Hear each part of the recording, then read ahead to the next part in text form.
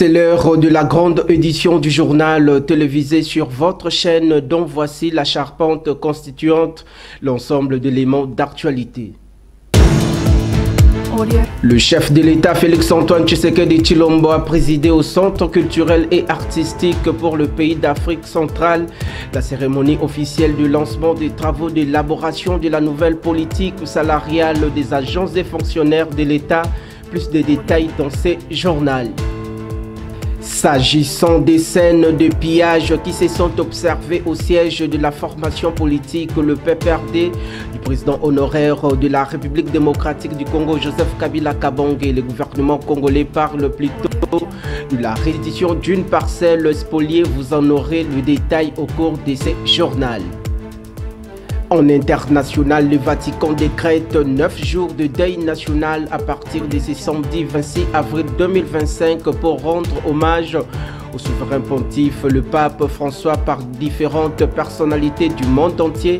L'illustre disparu a rendu l'âme le lundi 21 avril dernier à l'âge de 88 ans.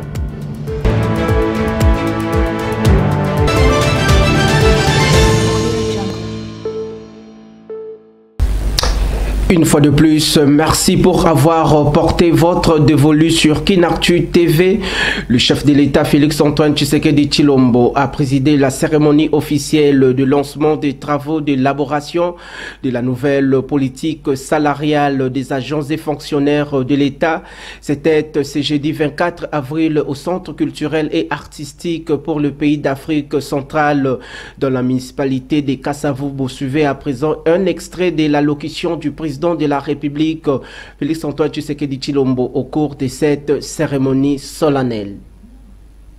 C'est avec une conviction profonde et un engagement sans faille que je m'adresse à vous ce jour, à l'occasion du lancement officiel des travaux d'élaboration de la nouvelle politique salariale des agents publics de notre chère République démocratique du Congo.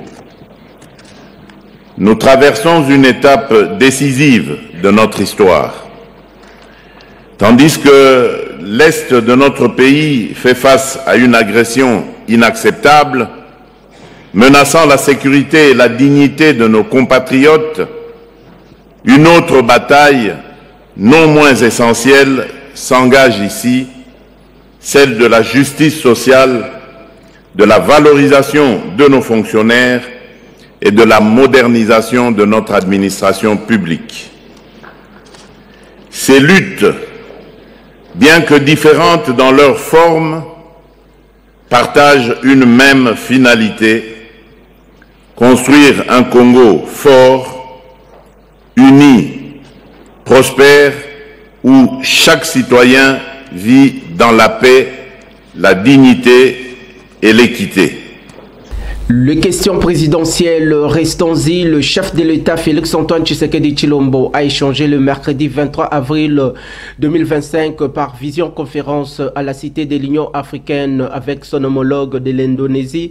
Les deux chefs d'État se sont penchés sur la question du partenariat économique relative à la signature de l'accord du pacte du bassin de l'Amazonie en vue d'établir une coopération stratégique entre les deux pays. Voici dans ces reportages réalisés par nos confrères de la presse présidentielle.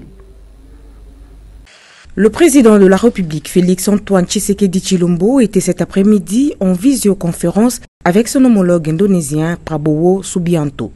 Il était question du partenariat économique que veulent sceller ces deux pays signataires du pacte de l'Amazonie en leur qualité de deux principaux leaders de grands bassins forestiers au monde. Ces partenariats visent aussi la coopération stratégique dans le cadre de la diplomatie, des infrastructures, les développements économiques et cela dans les secteurs des mines, agriculture et écologie. Sachant que l'Indonésie est la plus grande économie de l'Asie du Sud-Est, un homme d'affaires avéré, le président indonésien Prabowo Subianto avait lancé officiellement une invitation à son homologue RD congolais Félix-Antoine Tshisekedi Tshilombo pour une visite d'État.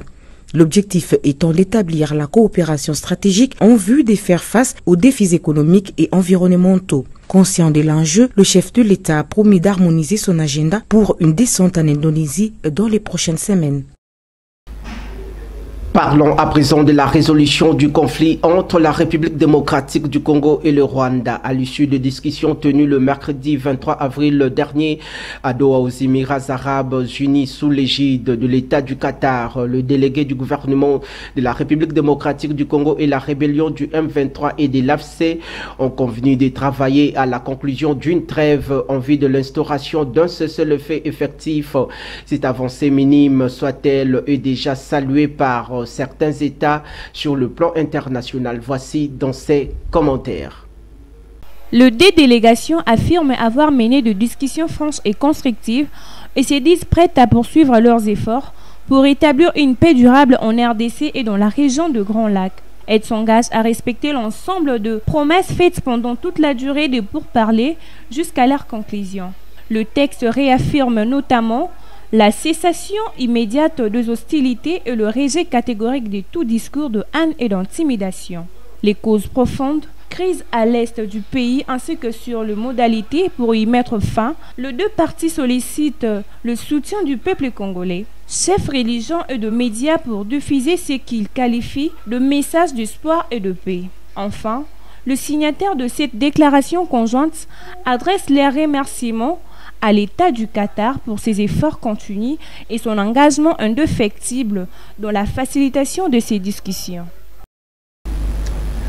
Poursuivons ces rendez-vous d'information par cette information politique. Retenez que le Parti du peuple pour la reconstruction et la démocratie, PPRD en sigle, formation politique chère à l'ancien président de la République démocratique du Congo, Joseph Kabila Kabange, a alerté le mercredi 23 avril 2025 sur le scène de pillage systématique qui s'observait dans son siège national situé sur l'avenue Pumbu dans la municipalité de la Gombe. Suivez.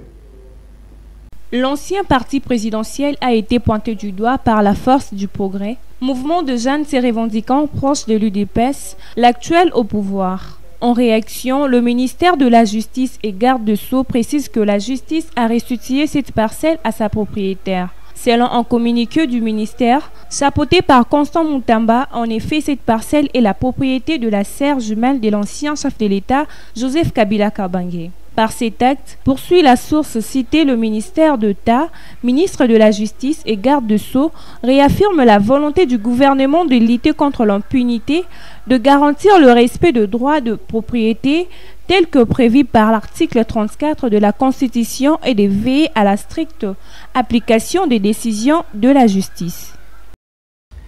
Politique en République démocratique du Congo, restons-y 24 avril 1990 et 24 avril 2025. Cela fait exactement 35 ans jour pour jour que le défunt maréchal Mobutu avait prononcé un discours auquel annonçait le pluralisme, soit multipatrisme politique en République démocratique du Congo. Zaïre d'alors faisant suite à la chute du mur de Berlin, laquelle avait entraîné une opposition farouche de ses anciens collaborateurs. En effet, que peut-on retenir de l'avancée sur le plan politique au stade actuel? Face aux grandes mutations qui tourmentent le monde en ce 20e siècle finissant, j'ai estimé, seul devant ma conscience, de tenter de nouveau l'expérience du pluralisme politique dans notre pays, avec à la base le principe de la liberté pour chaque citoyen d'adhérer à la formation politique de son choix. Je prends ce jour congé du mouvement populaire de la Révolution pour lui permettre de se choisir un nouveau chef devant conduire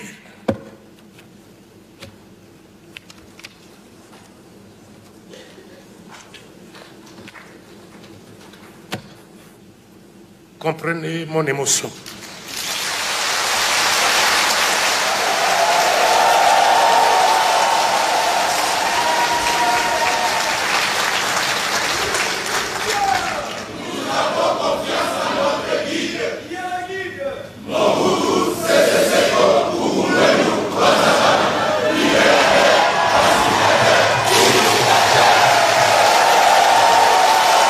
Agression rwandaise sur le sol congolais, parlons-en. Le président français Emmanuel Macron a déclaré que l'intégrité territoriale des Congolais doivent être respectées et les tensions ethniques doivent être traitées politiquement. C'était lors de sa récente visite officielle à Madagascar devant le confrère journaliste de la TV5 Monde. Regardez à travers ces images. Je trouve ça très injuste. D'abord parce que la France, pendant des décennies, a eu une relation qui était paralysée avec le Rwanda après le génocide et parce qu'il y avait un passé qui ne voulait pas passer. Donc moi, je me félicite ces dernières années par un travail reposant sur la science, le rapport du clerc, un travail patient d'engagement, d'avoir restauré des relations saines, lucides sur le passé des dernières années et notre mémoire commune avec le Rwanda. Ça, c'est une bonne chose. Ensuite, il y a la situation qui se passe, et qui d'ailleurs, les deux sujets sont liés, qui depuis le milieu des années 90 est très dégradée à l'est de la RDC. Et moi, je vais être très simple. Je suis pour la souveraineté et l'intégrité territoriale partout. Il ne doit pas y avoir de double standard. Et on ne peut pas dire, quand il s'agit de l'Ukraine, on a un problème avec les frontières internationales, et quand il s'agirait de la RDC, on accepte que des étrangers, les voisins, viennent mettre la main sur des ressources. Non. Donc le premier point, j'ai toujours été clair avec tout le monde, l'intégrité territoriale et la souveraineté des Congolais doit être respectée. Deuxième chose, il y a ensuite les tensions ethniques qui existent depuis longtemps à l'est de la RDC. Des mouvements politiques qui portent une partie d'ailleurs de ces tensions ethniques avec le M23. Ceci doit être traité politiquement. Et donc nous, ce que nous voulons faire, c'est par la discussion et avec la RDC, et avec le Rwanda, et avec toute la sous-région, trouver un chemin pour que l'intégrité territoriale, la souveraineté, le respect des intérêts de chacun, la désescalade politique et ethnique se fasse. Et la France se positionne dans, en quelque sorte, une situation de facilitateur. Et donc, on a proposé une feuille de route. Je parle en permanence avec les deux présidents. Je le fais en soutien de l'initiative africaine. Revenons sur la question de la poursuite judiciaire contre l'ex-président de la République démocratique du Congo, Joseph Kabila Kabange. À ces sujets intervenant comme l'invité de la radio Okapi, le porte-parole du gouvernement Patrick Mouyaya Katembwe appelle le sénateur à vie à s'assumer pleinement. Je vais lire à travers cet extrait choisi par votre rédaction. Écoutez, il ne faut pas appuyer la République démocratique du Congo. Est-ce qu'il y a meilleure manière d'exprimer son soutien à un mouvement qui montre clairement que l'objectif, c'est de les tuer à tout prix? Nous avons les résultats que nous voyons. Et donc, dès l'instant qu'il y a eu ça, il y a évidemment un faisceau d'éléments qui a conduit à la fois au ministère de la Justice ou au ministère de l'Intérieur d'essayer de creuser davantage et pour leur permettre de prendre les décisions qui ont été prises, qui ont été des décisions mûries en fonction des éléments qui étaient à leur disposition. Alors, pour ce qui concerne la question de la présence du président honoraire Kabila Goma, je crois qu'ici, on a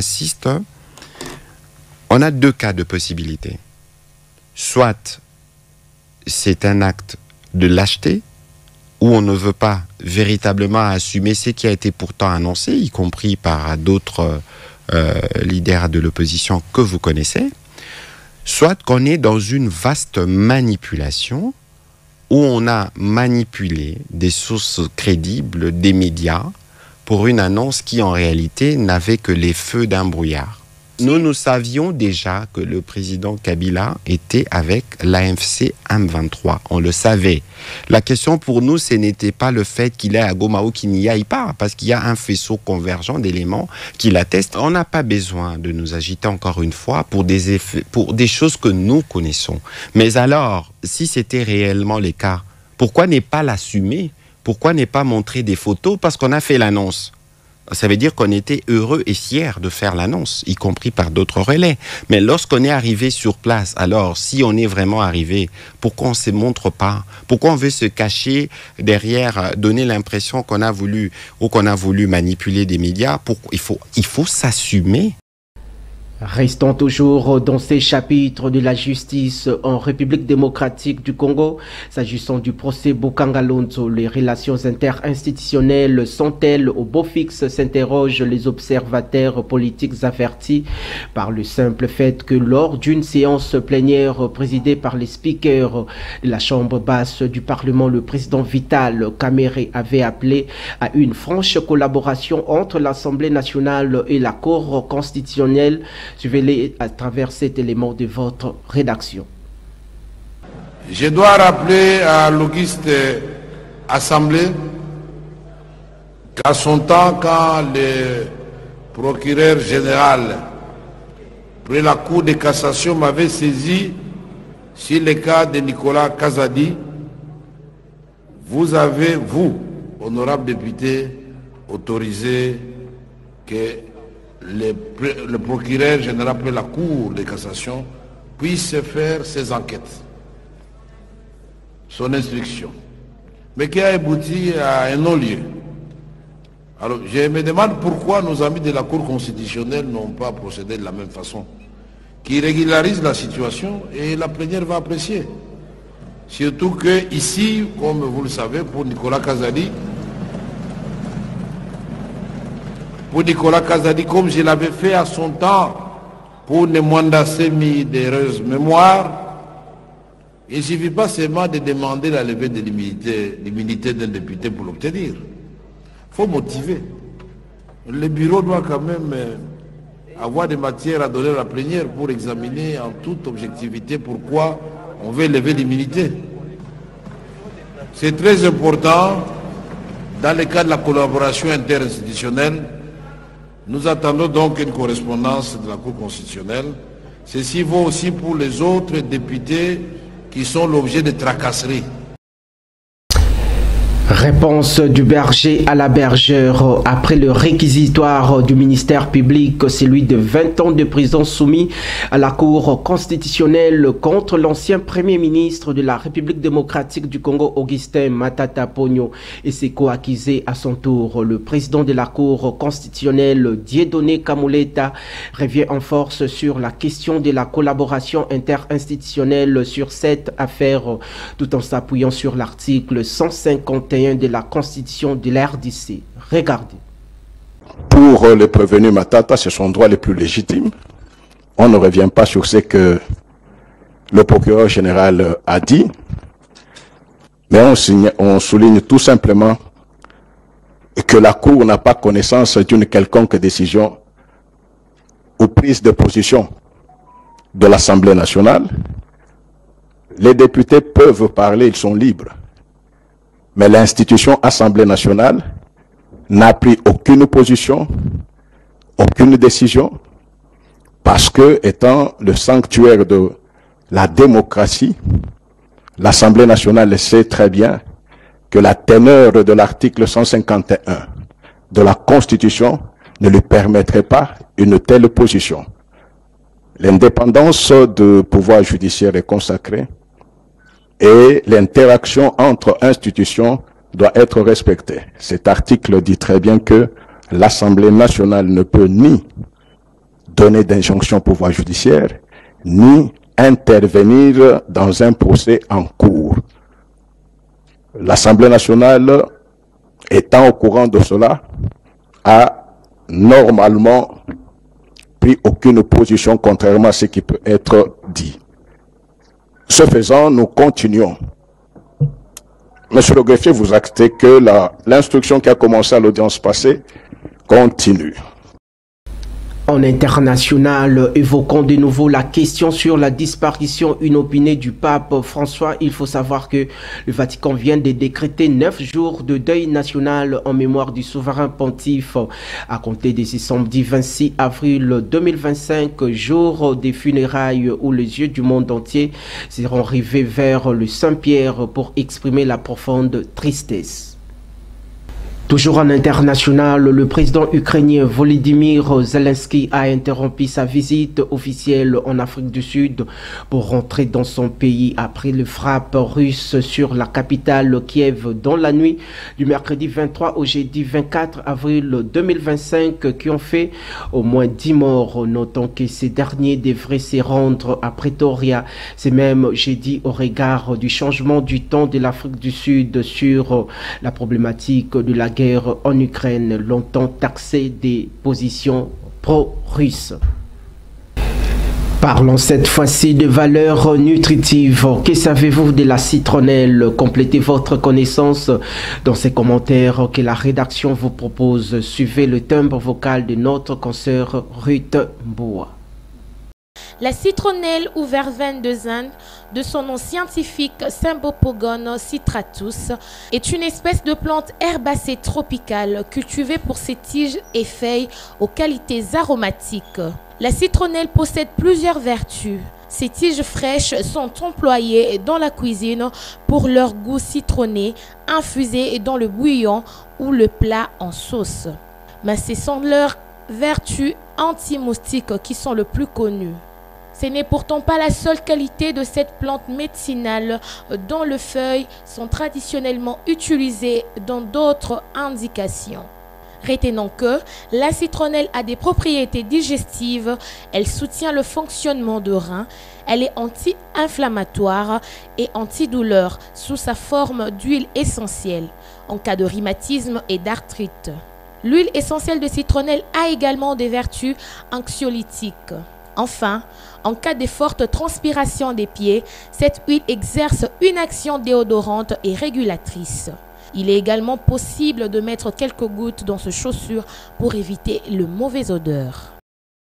En météorologie, sachez que demain, le vendredi 25 avril 2025, dans la capitale congolaise, ce sera un beau soleil sans nuages. La température dans la mégapole quinoise sera de 24 degrés Celsius, mais la température ressentie sera plus chaude, soit 26 degrés Celsius, tandis qu'à l'après-midi, le temps sera orageux accompagné d'éclairs et du tonnerre, car la température atteindra les 32 degrés Celsius. Enfin, dans la soirée, attendez-vous à de la pluie car la température retombera à 27 degrés Celsius, mais la température devrait atteindre en moyenne le 4 km par heure.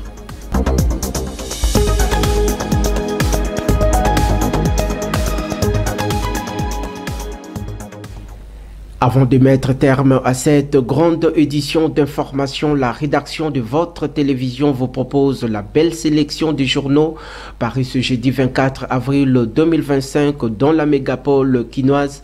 Voici de plus amples détails à travers ces timbres vocaux de notre confrère Gracien Kiumbu. Mesdames et messieurs, bonsoir et bienvenue dans cette rubrique de la lecture de journaux sur Kinactu Télévision. Démarrons là avec le journal Forum des As qui titre dans sa une « Doha, les espoirs sont permis ».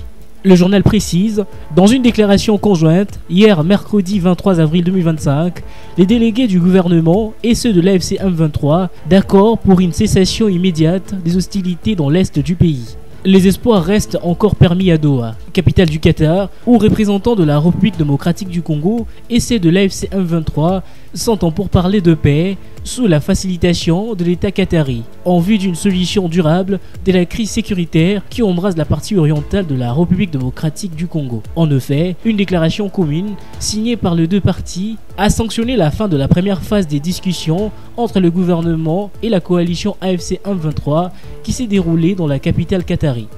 Enfin, les quotidiens Le Journal, quant à lui, titre dans son avant-plan « 20 ans de prison requis contre Matata Ponyo ». Dans son contenu, le confrère souligne « Le parquet général a requis mercredi 23 avril 2025 20 ans de travaux forcés contre l'ancien Premier ministre Matata Ponyo poursuivi pour détournement de fonds alloués au projet du parc agro-industriel de Boukan-Alonzo à l'issue de l'audience devant la Cour constitutionnelle congolaise. 20 ans de travaux forcés à l'égard du prévenu Matata Ponyo, assorti d'une peine d'inéligibilité de 10 ans, 20 ans et une peine de 5 ans d'inéligibilité pour l'ancien gouverneur de la Banque centrale, Dio Gracias Mutombo, et une peine de 20 ans d'emprisonnement pour Christo Groblet et une expulsion définitive du territoire congolais à la fin de sa peine a dit Prosper Moki Maïlé, procureur général près la Cour constitutionnelle. C'est la fin de cette rubrique. Prenons rendez-vous au prochain numéro.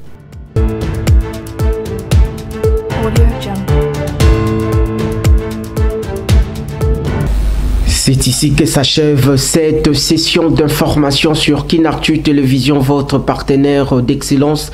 Mesdames et messieurs, bien avant de vous quitter, place au rappel des titres. Le chef de l'État Félix-Antoine Tshisekedi Tshilombo a présidé au Centre culturel et artistique pour le pays d'Afrique centrale la cérémonie officielle de lancement des travaux d'élaboration de la nouvelle politique salariale des agents et fonctionnaires de l'État.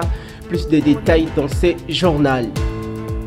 S'agissant des scènes de pillage qui se sont observées au siège de la formation politique, le PPRD, du président honoraire de la République démocratique du Congo, Joseph Kabila Kabange, et le gouvernement congolais parle plutôt de la réédition d'une parcelle spoliée. Vous en aurez le détail au cours de ces journaux. En international, le Vatican décrète 9 jours de deuil national à partir de ce samedi 26 avril 2025 pour rendre hommage au souverain pontife, le pape François, par différentes personnalités du monde entier.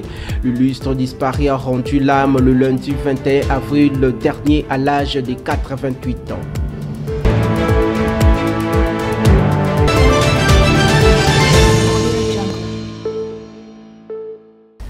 Je vous retrouve prochainement avec la même ferveur. Au revoir, que Dieu veille sur la République démocratique du Congo. Merci.